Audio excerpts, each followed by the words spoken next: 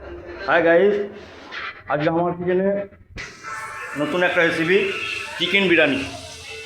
তো চিকেন বিরিয়ানি আমরা সাধারণত খুব ভালোবাসি, কলকাতার চিকেন বিরিয়ানি।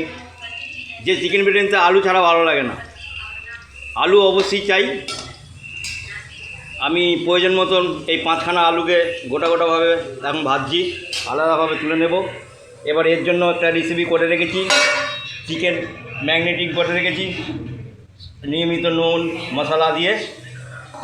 এবারে এদিকে করে রেখেছি একটা ডেস্কিতে 1 কিলো বাসমতি স্পেশাল রাইস, আর আছে এতে 2টো তেজপাতা, 2টো বড় এলাচ, 3-4টে ছোটো এলাচ আর কিছু মশলা।